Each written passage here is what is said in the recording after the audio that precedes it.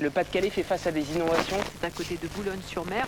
Cette concession automobile a tout perdu ou presque. L'eau est montée jusqu'à 1 mètre sur le parking, venant détruire plus de 200 véhicules neufs et d'occasion. Le préjudice s'élève à 3 millions d'euros. On dit que lorsque l'eau atteint l'assise de siège du véhicule, le véhicule est classé techniquement non réparable. Et donc, à partir de là, il va falloir orienter tous ces véhicules vers une filière de recyclage. Et tout l'enjeu, en fait, pour le propriétaire, l'assureur et les experts, ça allait être de pouvoir évacuer les 200 véhicules, donc trouver quelqu'un capable de payer ces véhicules et d'assurer le meilleur recyclage possible de ces véhicules. C'est un lot de 196 véhicules qui se trouve à Boulogne-sur-Mer, dans le 62, Nord-Pas-de-Calais.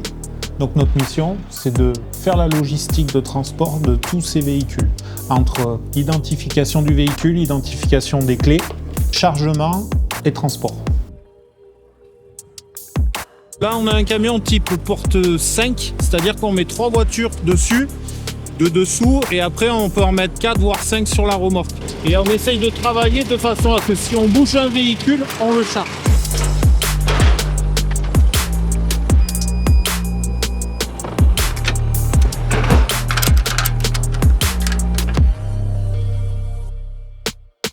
Ici, c'est 200 véhicules de grande valeur, tous concentrés au même endroit, immergés, qu'on doit enlever rapidement, et il faut absolument assurer une rotation très rapide de nos camions. Donc c'est sûr qu'il y a une exigence particulière en termes de traçabilité. D'autant plus que cette traçabilité, elle va être extrêmement importante, indispensable en fait à la bonne valorisation des véhicules une fois qu'ils entreront dans l'usine. Et ces 196 véhicules, il faut que je les identifie un par un.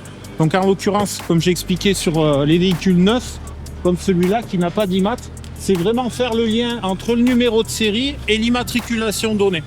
Donc je suis parti, j'ai fait sortir une liste, la liste des 196 véhicules qu'il y a là.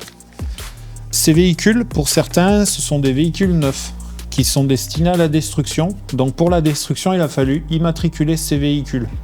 Donc ce que j'ai fait, c'est qu'au travail, on a sorti des étiquettes de ce type-là, où dessus j'ai marque, modèle, j'ai le numéro de série et l'identification par l'immatriculation de ce véhicule. Je peux prendre en photo le véhicule, je flash le QR code, ça m'identifie le véhicule et je peux mettre les photos adéquates dans le système.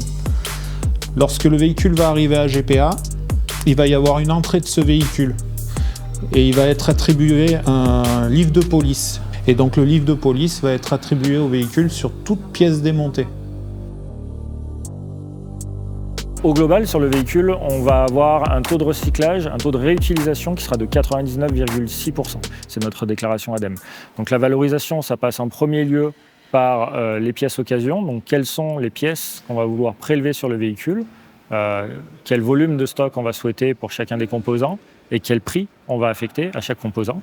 Mais ça passe également par la valorisation de toutes les pièces qu'on ne prélèvera pas sur le véhicule pour l'occasion et qui vont être soit injectées dans des filières qu'on appelle de remanufacturing, vers l'industrie de ce qu'on appelle également l'échange standard, soit pour la partie purement recyclage matière, où on va chercher à séparer au maximum les matériaux avant la phase finale, qui est le broyage du véhicule.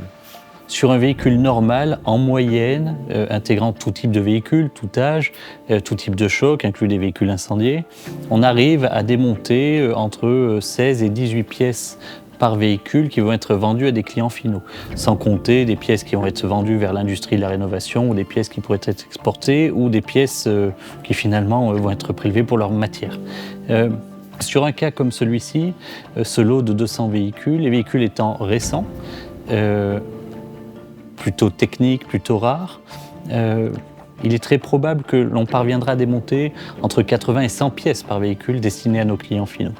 Et puis ça va être une occasion unique, en fait, un vrai challenge pour les équipes du service marketing produit, de réussir à bien identifier et bien vendre finalement les pièces les plus techniques, les plus électroniques, les plus complexes que l'on va trouver sur ces véhicules que l'on n'a pas l'habitude de démonter ou que l'on n'a même jamais démonté. On va faire des diagnostics électroniques plus poussés que sur un véhicule qui a une dizaine d'années.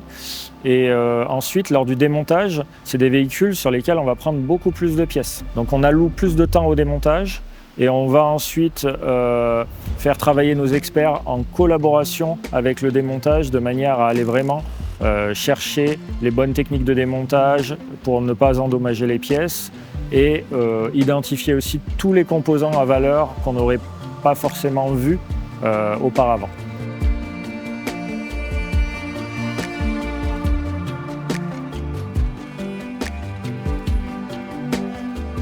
De tout temps, le véhicule a été un produit absolument remarquable parce qu'il était facile d'entretien, il était réparable et ensuite il était recyclable.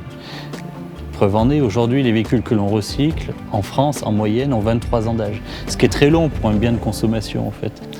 Sauf que, avec l'apparition des véhicules très électroniques et, en plus de ça, électriques, si le constructeur se met à limiter, en fait, le démontage de pièces de réemploi et leur possible réutilisation dans d'autres véhicules, il vient limiter la réparabilité des véhicules. Du coup, il vient réduire l'espérance de vie, il vient alourdir le poids carbone sur un cycle de vie produit beaucoup plus court qu'auparavant, et ça ne va pas dans le bon sens. Donc il est vraiment impératif de trouver un bon équilibre avec les constructeurs sur comment faire en sorte qu'on puisse continuer à démonter correctement les véhicules, correctement identifier les pièces que nous démontons, comment garantir à nos clients que ces pièces seront réutilisables.